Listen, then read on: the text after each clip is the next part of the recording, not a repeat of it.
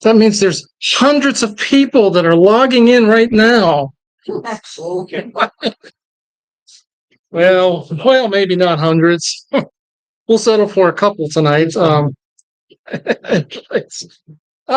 Okay, we're gonna get going tonight. I think I made all the announcements that I need to make. Let me make sure that we're functioning with our little clicker thing here.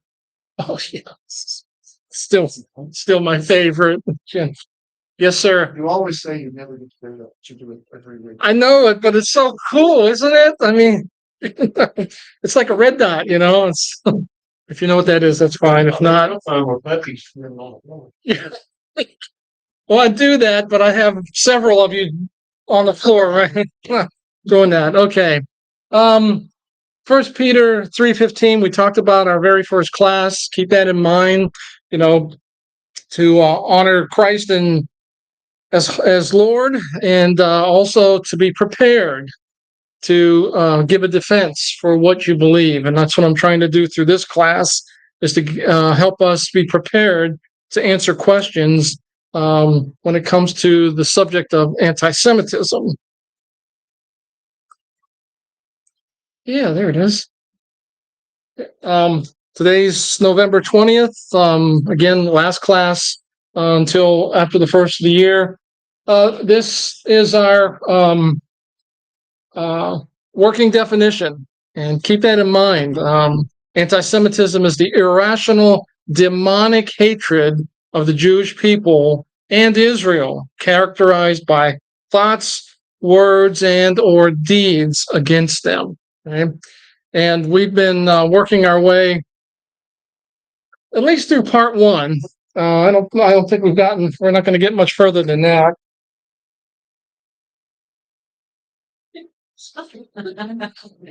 You should be up here, folks, you know. Anyways, someday we'll have air conditioning in this room. I don't know, maybe before the Lord comes back, but we'll have air conditioning in this room. This is my outline for the class. We're only working through the first part this session, and then when we get back together in January, we'll be going through the rest of it, of course. I put up something last week, and I want to put up something again this week in terms of anti-Semitism. I don't know. This happened a week ago at the University of Rochester in New York. Okay, there were wanted posters that were posted for the Jewish faculty at Rochester. And I wished I could say this was an isolated incident, but it wasn't. There are other universities and colleges throughout the land, our land, where this is happening. And what they're doing is they're putting names and faces, they're putting addresses and what classes these individuals teach, and they're basically calling them all war criminals. So again, this is happening on a daily basis, not just a weekly basis. Something I want to share with you, since we've been talking about the land. This is a graph that kind of shows where the Arab countries that surround Israel were at in 1948. It might be a little hard to see. I apologize for that. I couldn't get it much bigger. In 1948, as far as the Jewish populations within them, and what the Jewish population is today in 2024. And you can see, just pick the one at the top, Morocco. In 1948, there were 265,000 Jews in Morocco. Today, there's 3,000. Okay, I like some of these are, Iraq. There's less than 10 today, and it just goes on and on. You can see that. After 1948, now, let me go ahead and read it, and then we'll talk about it. After 1948, 860,000 Jewish refugees were forced to leave their homes in the surrounding Arab countries. 1948 to happen. What happened in 1948? It was the first war against Israel. Remember, they had just declared, the United Nations had declared them, that with giving them their land. After that, Israel became a nation on on May 14th, 1948. They became a nation. After that, the majority of Jews in the Middle East, the surrounding countries, were expelled from those Islamic countries. They were expelled. They weren't asked to leave. They weren't said. It wasn't said, by the end of the year you got to be out of here. Basically, they just drove them out. They drove them out. Along with that, now they had basically most of them left with just the clothes on their back. Okay, that was it. That was it.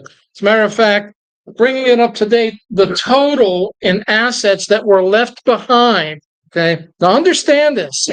Okay, I had the 1948 number there, but it doesn't make sense to us. This does. In today's dollars, those Arab countries seized over $100 billion in assets. $100 billion, and Israel went to the United Nations and filed a grievance and all that, and basically it went on the back burner. Nothing was ever done about it. So these folks left. Israel had to accommodate for almost 900,000 more people in the country. They put them in temporary housing and all until they could get them settled and all. But this happened. Okay, you probably never heard about this. You won't hear this on the media. I'm not talking about all the media. Okay, you won't hear this on Fox. I know Fox is supposed to be the conservative voice of America. I would be very careful what I hear on Fox anymore. I really would. Okay, they're still a go-to for most of us, but Fox is walking a very thin line right now as far as which way they're gonna go. Okay, so you have to be careful. Of course, we know the liberal media. We know nothing like this will ever appear, but I've never seen these numbers anywhere else except in resources that I dig up. Okay, just some information to keep in mind. The things that we were talking about the land. This definitely is a part of what we're talking about. We've been looking at Israel's right to the land, and I've mentioned three basic bullet points that we've been looking at the last 3 weeks. The biblical right, the historical right, and I think last week we started the legal right that Israel has to be in the land. How does the legal portion come about? Well, to make a long story short, UN Resolution 181 in November, just about this time of year, they gave Israel their portion of this land, and it was drastically reduced from what originally they were supposed to be given. This area here that's called Transjordan, that actually became the country of Jordan. Okay, which is right along. This is the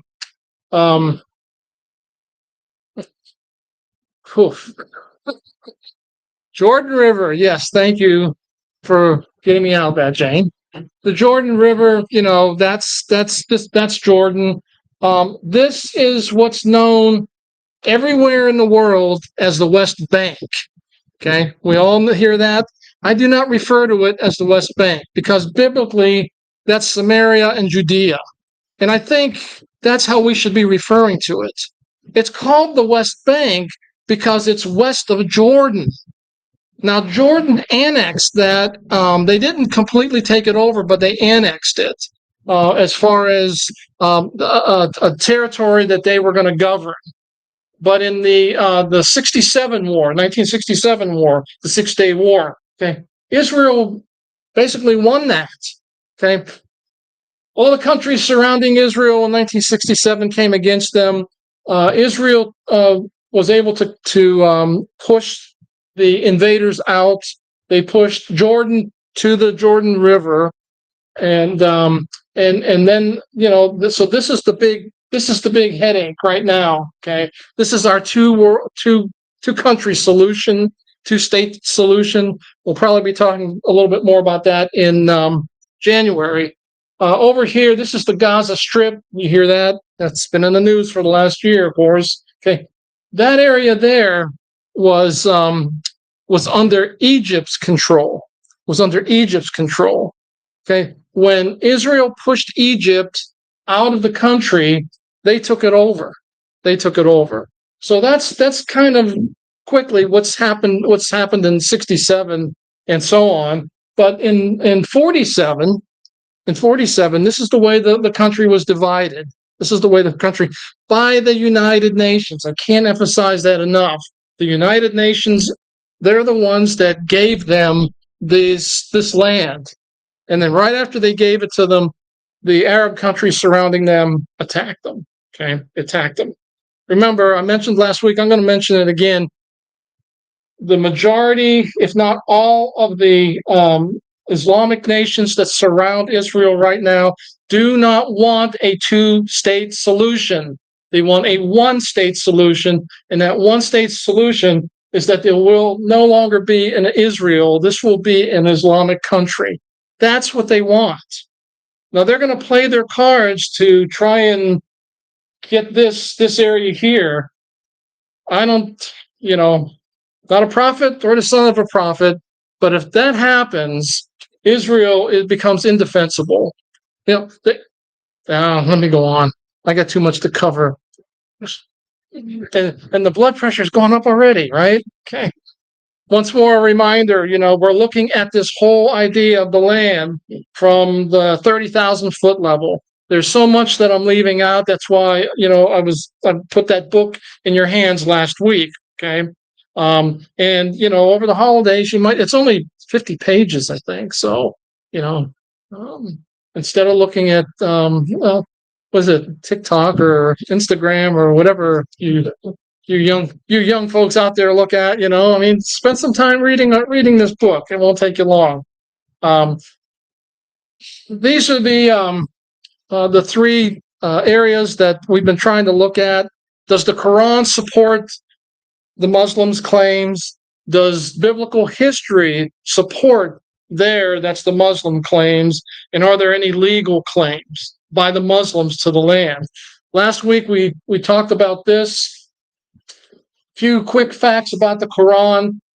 The name Jerusalem does not appear in the Quran.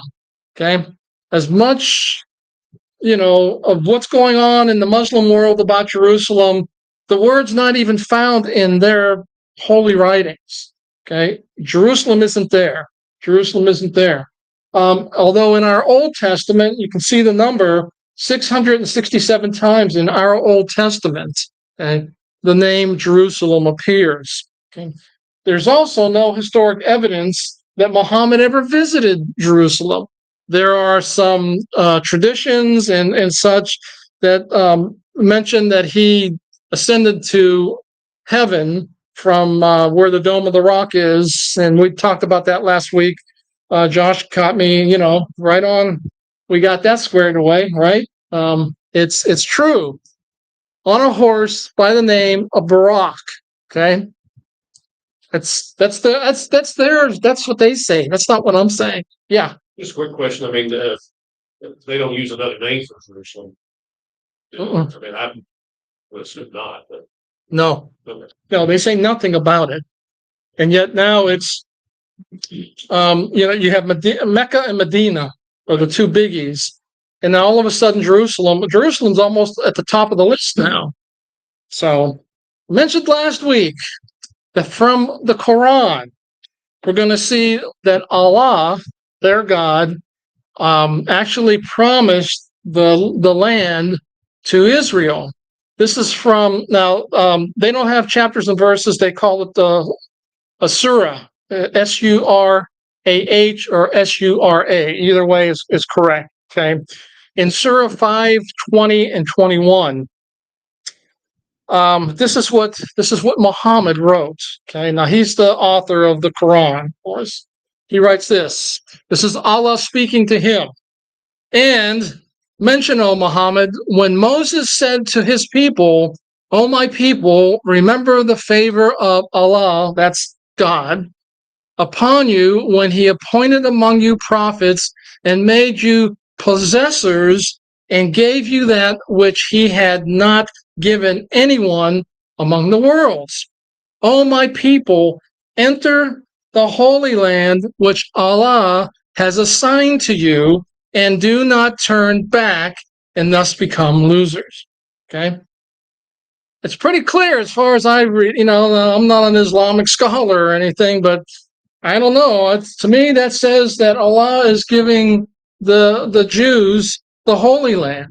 Allah is doing that. Okay? Allah is doing that.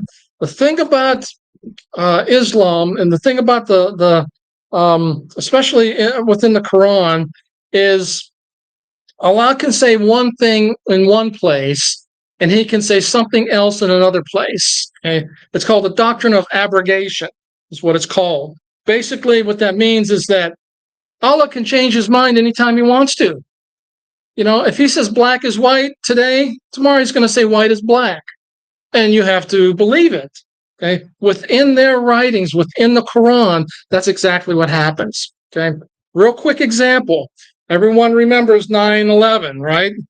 And if you recall, right after 9/11, we had the president, the vice president, the secretary of state, the secretary of defense, and so on and so on and so on, all said the exact same. I mean, it's verbatim. Okay, Islam is a peaceful religion. Islam is a peaceful religion. And that's true if you read certain portions of the Quran. But there are other portions of the Quran that, to use the big word again, that abrogate the peace surahs. Okay? Now, most people don't understand that because they've never studied they've never studied Islam. But that's part of their doctrine. Allah can say, peace, peace today, and tomorrow He can say, go in and slaughter them all, because that's what He says in the Quran. And you need to keep that in mind. There's a lot of people, especially within our government, back in 2001 and so on, that kept bringing this up, that Islam is a religion of peace. And it is, if you read the peace passages. But if you read the other passages, basically Allah is changing His mind and saying, slaughter the infidels. That's, by the way, you and me. Okay, we're the infidels along with the Jews. We are the infidels. Okay, so who owns the land according to Islam? This is a quote from Dr. David Reagan. I had a chance to meet him back in February at a conference. He's like 86 years old or something like that. He's quite a scholar. But he says this, follow along with me. The Arab claim on Jerusalem is based upon a portion of the Quran that states that once land has been conquered for Allah, it must remain Islamic. Okay, it has to stay Islamic. The Arabs conquered the land and the city in the Middle Ages. Okay, they drove out the Crusaders, and now they feel compelled by their writings, by the Quran, to reconquer it. So that's the whole idea with Israel being in the land. Israel now owns that land. Okay, they're the ones that are governing it. And according to Muslim teaching, they need to be pushed into the sea because Israel needs to be reconquered for Allah, because the Muslims had it at one time. And any land that the Muslims conquer, they need to go back and reconquer it should they lose it. Okay, that's just part of their teaching. Okay, again, you folks know the rules here. You have a question or a comment, you need to flag me because I'm trying to move ahead here. Okay, there's the Arab belief that Allah gave them the land, and they go. There's two what I've called misguided assertions. Okay, the first one is this: that Arabs claim to be the descendants of Abraham through his son Ishmael. Now, is everyone aware of the story of Abraham, Ishmael, and Isaac? Okay, in Genesis 17, especially. Okay, keep that in mind. Keep that in mind. Okay. This is a Semitic specialist, and he writes this. I think I got this quote actually out of that book that you folks have now. Okay, there is nothing in the Bible. There is nothing in the Bible to indicate that Ishmael was the forerunner of the Arabs, nor was this a belief of the ancient Arabs. Okay, think about that. Okay, nothing in Scripture tells us that Ishmael was the one that started the Arab race, if we can call it that. Okay, it's not there. It's not there. That was also something that was not held by Arabs, hundreds and thousands of years ago. Okay, they did not believe that. They did not believe that. Okay, the second misguided assertion that they have is that when Israel sinned against God, that's Israel, lost their right to the promised land. Okay, now when we meet back in January, we're going to talk about a theological belief within Christendom known as replacement theology, and this is what they believe. Okay, now we're talking about the Muslims right now, but this is also a belief of those that practice or teach replacement theology, or another name for it is supersessionism. In other words, the church has superseded Israel. This is their main belief. This is their main belief. We're talking about the Muslims, though. It's just kind of like, what'd you say last week? It's a hook, tease. It's a tease. Yeah, it's a tease to get you come back in January. Of course, by then I'll have to reteach the whole thing because, ho, ho, ho, and all that stuff like that, right? Okay. Israel has been and continues to be disciplined concerning the land. And we understand that.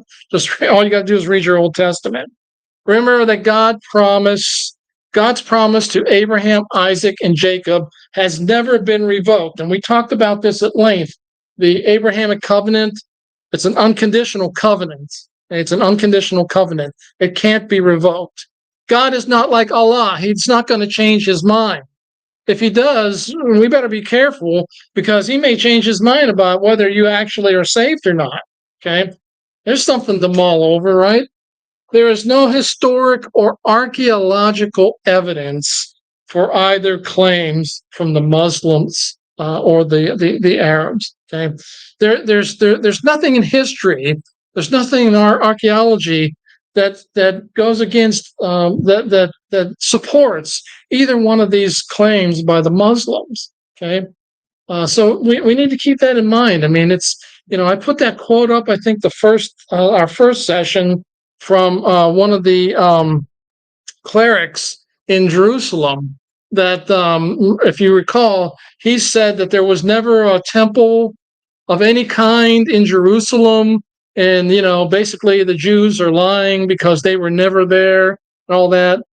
All you got to do is, like I mentioned, all the archaeologist has to do is put his spade in the ground, and it verifies the Bible. It verifies the Bible. So, questions, comments before I move on?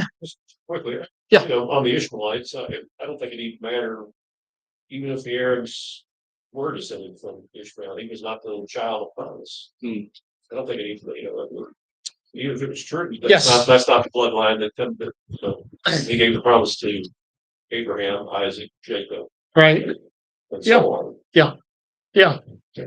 I was going to ask almost the same thing. Yeah. It's like, why is it so widely taught, John? The Ishmaelites or the progenitor of the current Arab nations? Because the Quran states, just like us saying the Bible, okay? Of course, it's like day and night, but the Quran states that that Abraham was getting ready to sacrifice Ishmael, not Isaac. That's clear. They mention Isaac, but he's almost like a stepson at that point. Abraham was going to sacrifice Ishmael up on Mount Moriah.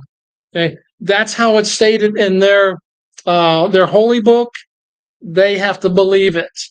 They have to believe it, even though there's no proof for it anywhere outside of the Quran. Okay? It's kind of interesting when you study when you study Islam, how a lot of what we read in our Old Testament became part of the Quran because Muhammad was a trader. Excuse me. I don't know. Is that the he traded? Okay, that's a better way to put it. Okay, he traded with Jews, with Christians, with others in the Saudi Arabian peninsula. That's where Medina and Mecca are at. And so he was familiar with these stories. So when he got his vision, okay, a lot of these stories appear in the Quran. The only thing is, it's got a Muslim a spin on it. This is one of the bigger ones, that the promise, the unconditional promise that was made to Abraham now goes to Ishmael. Okay, so again, it's yes. Just some funny little facts about the Quran. Muhammad was illiterate, couldn't read or write, so he didn't write anything. It was his scribes that wrote everything for him. Mm-hmm. And his death was completely sudden. They didn't know he was going to die, so they didn't know what to do. They didn't know how to compile all of his writings. So the Quran is literally compiled longest verse to shortest verse. There's no rhyme or reason to it. Yeah, it makes it very, very hard to study. It does. It's I mean, I've read portions of it, and it's like, well, I don't read Arabic, so that takes you out of the equation, anyways. If you don't read Arabic, then then whatever you're reading, those quotes I'm putting up here from the Quran, if a Muslim was here, they would say, I don't believe it. Show it to me in Arabic. It has to be in Arabic. Okay. It's kind of maybe we'll do a mini course on Islam sometime next year. After the next time I teach, after Wayne does his thing, then I'll do something on Islam. So, anyways, let me move on here. According to the Quran, this is Surah 360 and 2:110. Okay, this is from their book. Abraham, in truth, was not a Jew, neither a Christian. What was he? He was a Muslim, all the way back in 2000 BC. Okay, he was a Muslim. How about that? And we made a covenant. This is Allah speaking. We made a covenant with Abraham and whom? Ishmael. That's who the covenant is made with. It's not made with Isaac. Now, this is their writings, okay? This is their writing. I understand what's translated into English, but you get the gist of what it says. The Bible states that Abraham was a Mesopotamian pagan. Where was Abraham from? He was from Ur. Ur is over, near Babylon. Okay, he travels up to Haran, okay, before he comes down into the promised land. But he was born in a pagan society. He wasn't a Jew, he wasn't a Muslim, he wasn't a Christian, he wasn't an Arab. He was a Mesopotamian pagan before God got a hold of him and changed him. Okay, so their claim that Abraham was a Muslim way back in 2000 BC doesn't hold water historically. Yeah, Wayne. Just real quick, I got to wonder too, how did they get over this huge speed bump that the children of Abraham, Isaac, and Jacob did once it came into the promised land? Mm-hmm. Not the children of Ishmael. Right. I mean, where's the disconnect that I wonder how they explain that away. And does Jacob not become Israel? Israel and his 12 Yeah. 12 kiddos, yeah, that becomes the 12 tribes, right? Yeah. I mean, they're the ones who came into the land. Not Yes. Ishmael. Yes, no, Ishmael ended up with Sinai and northern Saudi Arabia. yeah, he did. Which, Yeah. he could go to Bible school after. Uh, where was I? You threw me there. Pagans. They're talking about pagans. Let's talk about pagans. Yeah, the two pagans in the class. Oh no, wait, that's okay. Does biblical history support their claims? Does biblical history support their claims? Okay. The Muslims claim that the Bible cannot be trusted and that the Torah and the Gospels are corrupted because they contradict the Quran. Now we read that, let it sink in, okay? The Quran is up here. What we hold to be true, our Bible is way down here. The Gospels, the writings of the New Testament, and specifically the Torah, okay, the Old Testament and the law and all that. They say that it's corrupted. They say it's corrupted, but the Quran kind of contradicts that statement. Okay, let me read to you what Surah 5:46 says. Okay, this is Surah 5:46. And in their footsteps, we sent Jesus, the son of Mary, confirming the law that had come before him. We sent him the gospel. Therein was guidance and light and confirmation of the law,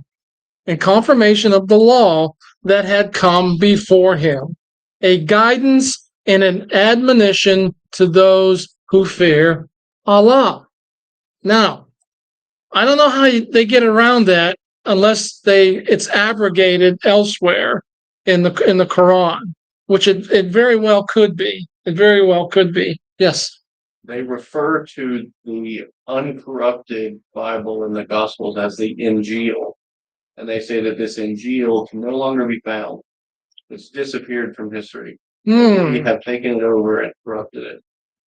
That's Clever. how they get around it. Clever how that it's there. Just happened to be there, it just happens to be lost. If you've studied anything about how we got our Bible, there is so much archaeological and historical evidence that the Bible that you're holding in your laps tonight, is as close to the very word of God as we can get it.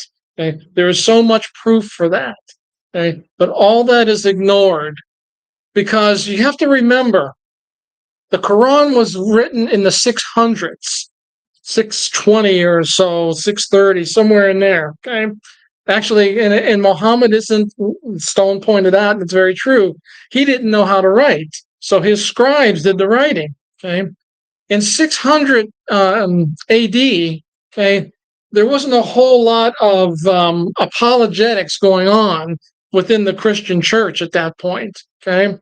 The church was still in, I don't want to say it's in infancy, but it was becoming more and more inbred with the government by that time. Okay. And so when Muhammad writes these words that we see, he's writing from the 6th century. And for the Muslim, time stops in the 600s. Time stops in the 600s. There's nothing after that time period that will change, that will alter, that will do anything to the Quran that they have that was written in the 600s. Okay, it's frozen.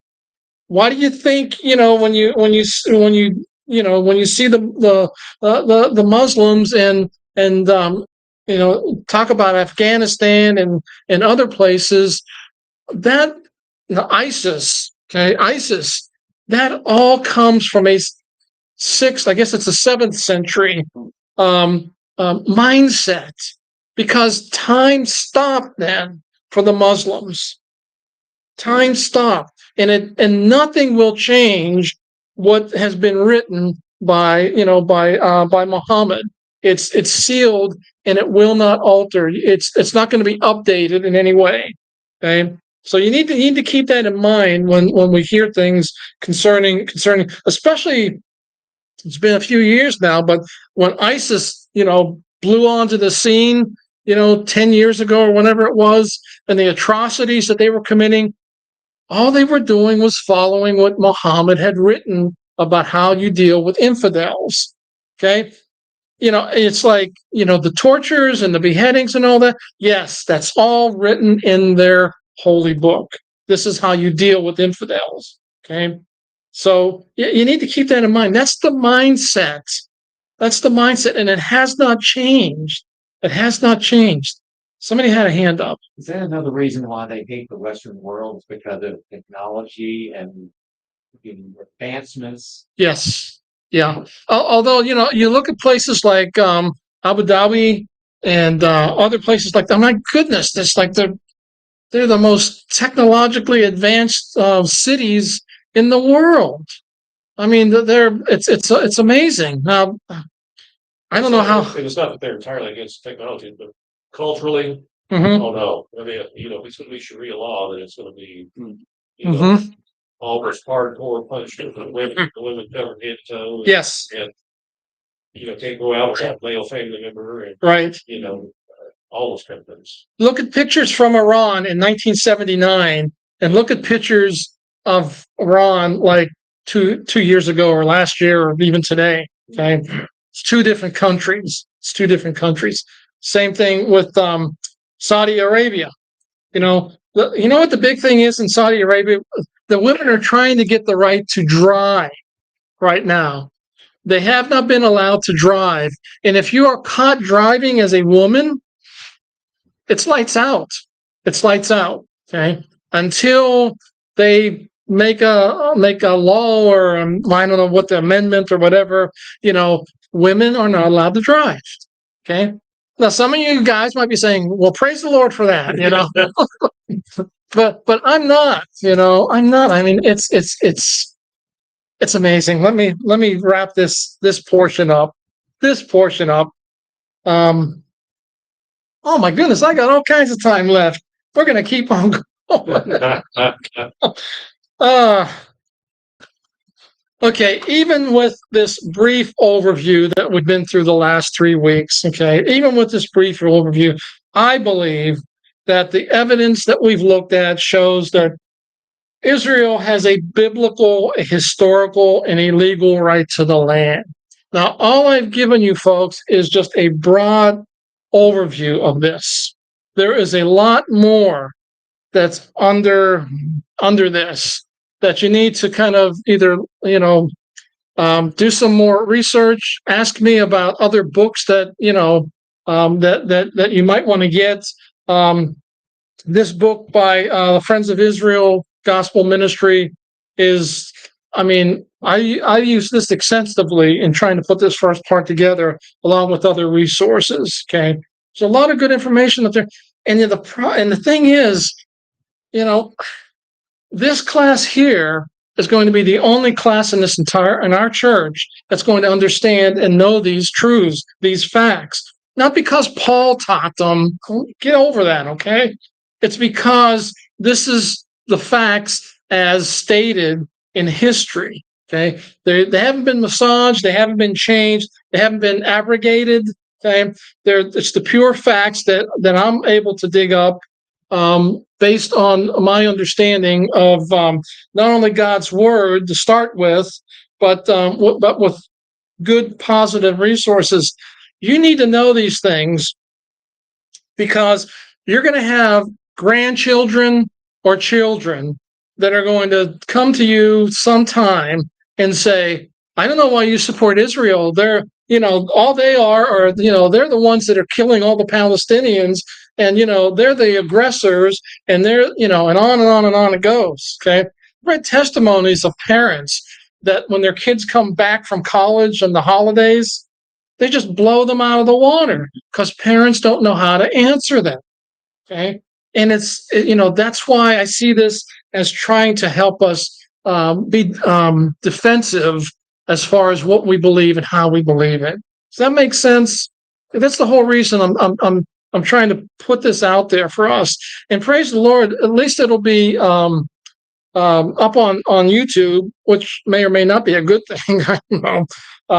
I'm not giving out my address or anything, but that other people, that you talk to can say, well, there's 3 short videos that you can watch that will at least give you some basic information on this. Okay.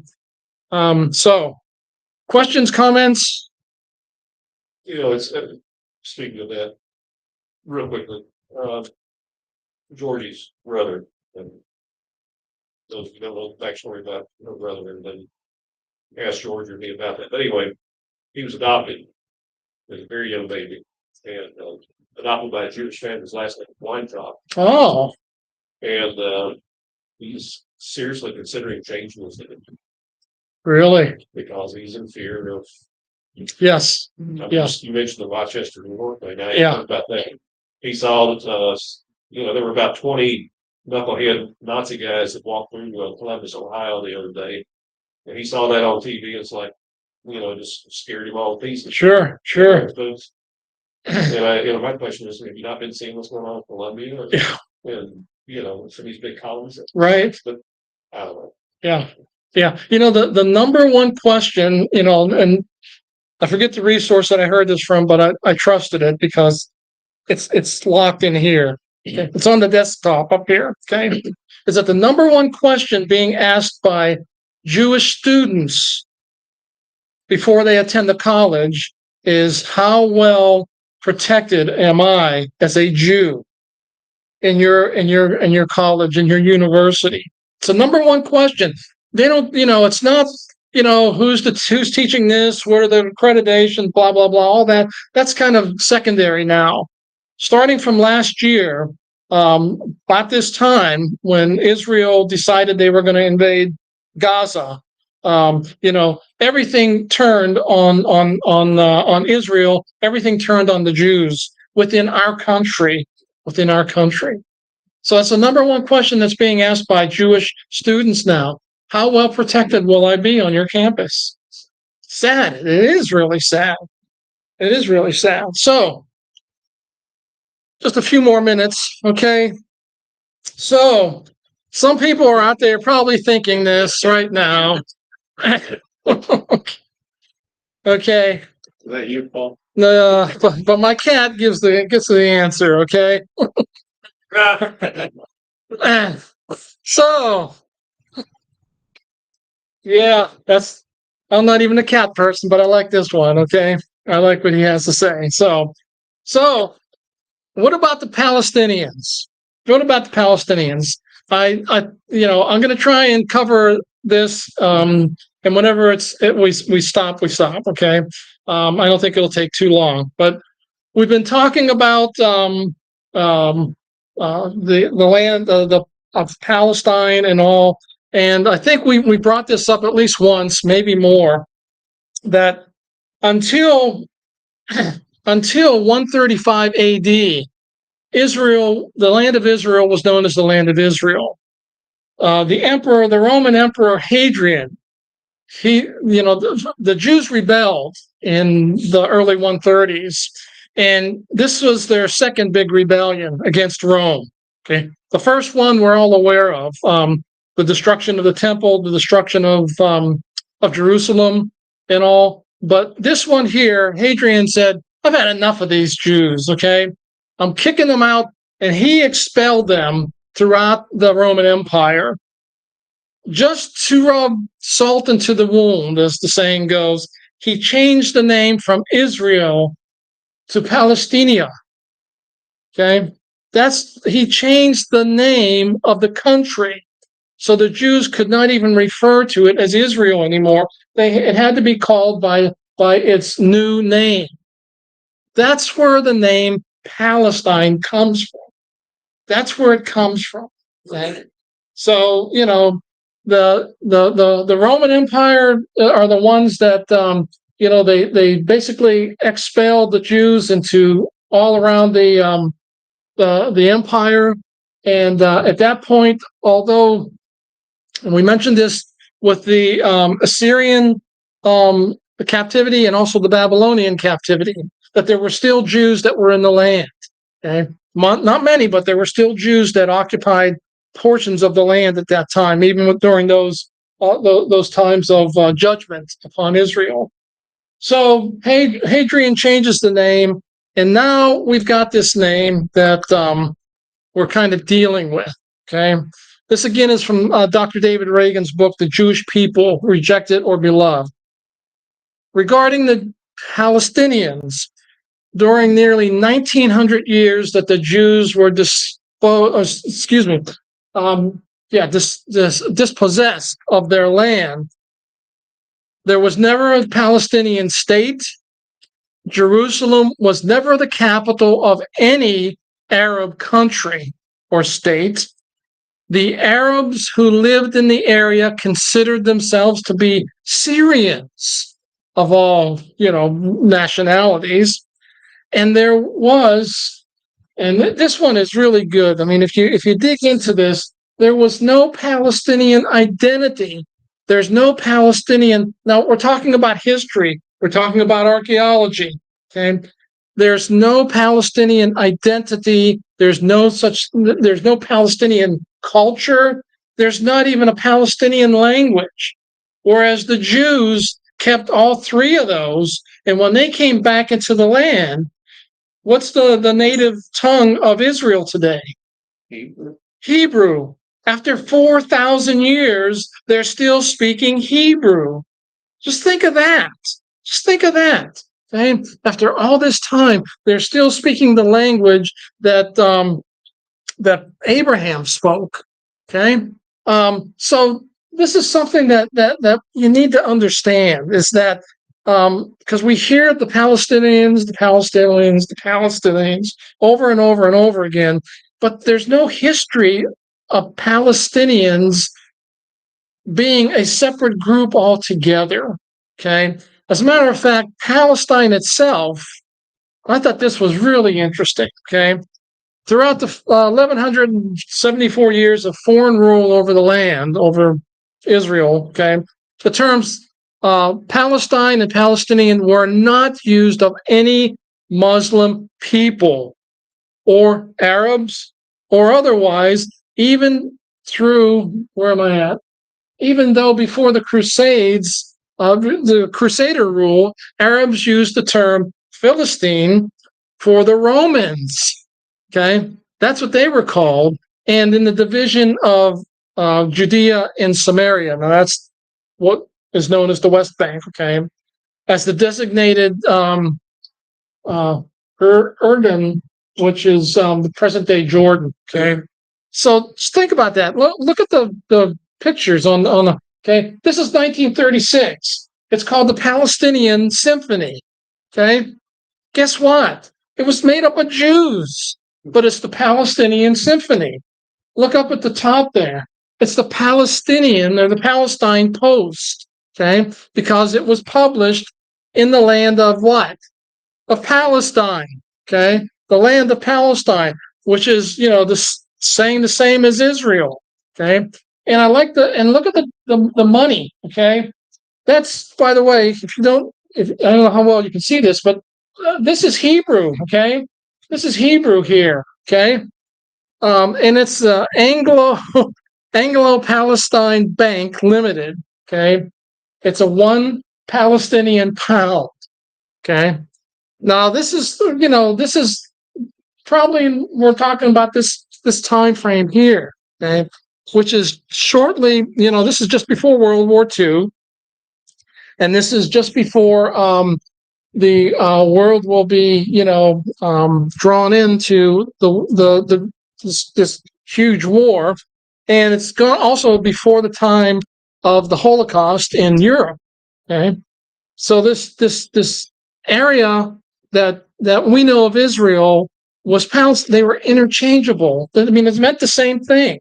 It meant the same thing. Okay, Just something for you to keep in mind, okay? This is a slide from Dr.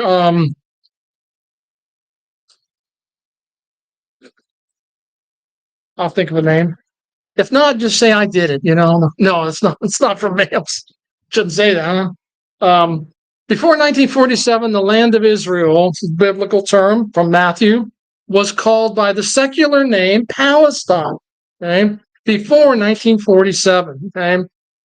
It was used punitively by the Roman Emperor Hadrian after the Second Jewish Revolt.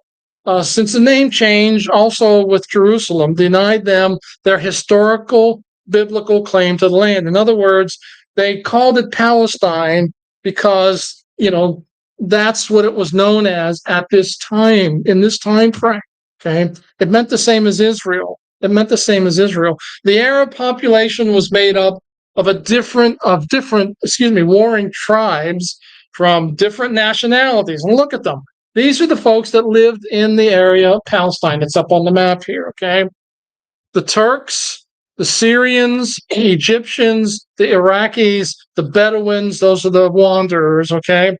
But there was no such thing as a distinct Palestinian people other than the Jews. The Jews were referred to as Palestinians at this time, okay?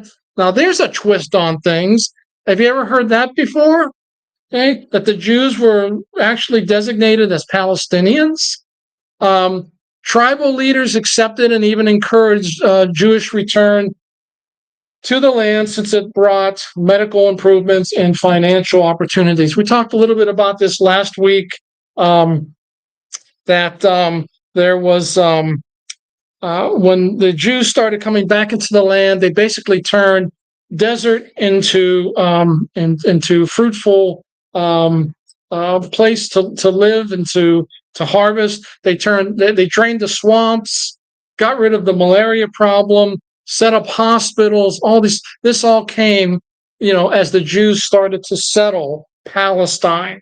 And then, we went through this last week. What color is this again? Orange. Okay, orange. Okay, those are the Jewish settlements in 1947. Okay, that's the only areas that were, and those were fruitful areas. Okay, so with those few things, let me kind of wrap things up. Well, I might even let you out early tonight. Okay. Well, I can probably wander on for a bit here, but few quick facts. Okay, not until the mid 1960s, and we talked about this 2 weeks ago. Not until the mid 1960s was Palestine used to refer to anything other than Israel. Now think about that. Okay, you hear the word Palestinian or Palestine. What do you think of today? You don't think of Israel. You don't think of Israelis or Jews. You think of the Gaza Strip. You think of Judea and Samaria, also known as the West Bank. Okay, that's what comes to mind because that's what we've been told, and we've been told it over and over and over and over. And when I say last week, you repeat a lie often enough, and guess what? It becomes what? True, doesn't it? That's what we're dealing with here. Okay. The PLO, under the leadership of Yasser Arafat, began using the term Palestinian to refer to Arabs living in Israel that had been displaced and were oppressed, their terms, by the Jewish nation. Okay. If you recall last week, remember when I put the slide up about Israel becoming a nation and their Congress that met, and was it Ben Gurion was reading from their constitution. Okay, one of the points that I made at that time is that Israel was offering to all the Arabs that lived in Israel at this time in the land that they were going to control. They were offering them citizenship. They were offering them opportunities to grow and help Israel become strong again. Okay. And some of them took it up on it. I don't know if you're aware of this or not, but you know that there are, I'll call them Arabs. There are Arabs now in the parliament in Israel. Okay, there are Arabs in the parliament. There are Arabs on the Supreme Court in Israel. Why doesn't any of that ever come out? Okay, so sometimes it's like beating your head against the wall. Okay, because we're hearing just the opposite, that Israel's the oppressor and they're holding these people down. And nothing could be further from the truth. Yeah, they're not perfect. Don't misunderstand me. Okay? Don't misunderstand me. I know Israel's not a perfect country, and their government is by far not perfect. But they're nothing they're nothing compared to what we're hearing in the news and on social media and on and on. One last thing. The Muslim countries, you've never heard this, the Muslim countries surrounding Israel refused to take in the so-called Palestinians. Instead, they were placed in camps where they have lived since the late 1960s. Okay. In other words, if you look at the map, Jordan is a huge country. Jordan is a huge country. Do you think they would block out, a section and tell the Palestinians this is your country, or Egypt, or Lebanon of all places? But even Saudi Arabia, none of them wanted these so-called Palestinians. Okay, they didn't want them, and so they went into internment camps, for lack of a better term. And that's basically what's happened with Jordan and with Lebanon, with Iraq and Egypt, all those countries that surround Israel. They did not want the Palestinians. They wouldn't take them. I don't know if you're aware, but in the Gaza Strip, the war that's going on right now, Egypt is kind of like stopping the Palestinians at the border. They don't want them to come into Egypt. Why? Because it's better publicity if the Palestinians stay there and are somehow killed. What's the term that's used? Collateral damage. Collateral damage of the war that's going on. That's what they would like to see, and that's what we're hearing. And that's what we're hearing. Okay, so that's a real quick overview of the Palestinian issue. Much more can be said, and I could say it, but I'm not. Okay. Questions, comments? Why are we so surprised and that we live in Christians see this happen when this as it would happen? It cannot not happen, but it's happened in segments all through before my lifetime again. Yes. Nazi Germany, Right. And now it just seems like it is so real to us, Mm-hmm. and it is. Yeah. Because we're such a little, so much politics we were in. I think Steve was on the trip, and Margaret and Leon and Mary when we went to Israel or Israel and stayed in Israel. See Arab flags flying next to this is an Arab house. Mm-hmm. Mm-hmm. This is a Jew.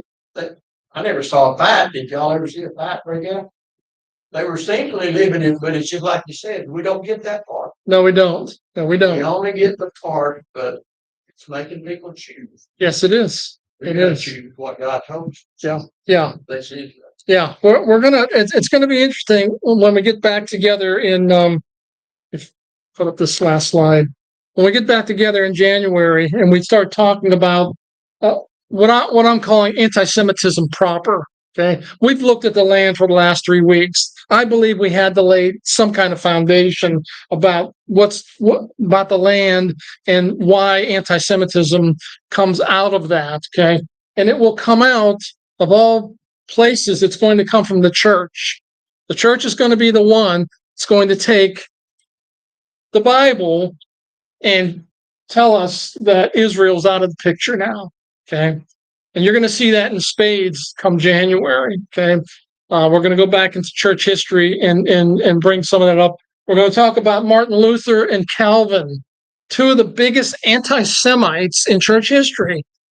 What? Yeah, Luther's one of my heroes. I mean, you folks know that. I teach on him every October, right? But that's early Luther. That's not later Luther. Luther went off the rails big time, towards the end of his life. And Calvin did the same thing. When you read some of the stuff that both of them said, it's sad. It really is. So, anyways, I've already kept you past your bedtime. So let me go ahead and close us in a word of prayer, and then we'll get you out of here. Hope to see you all in January, and then we'll pick things up then. Let's pray.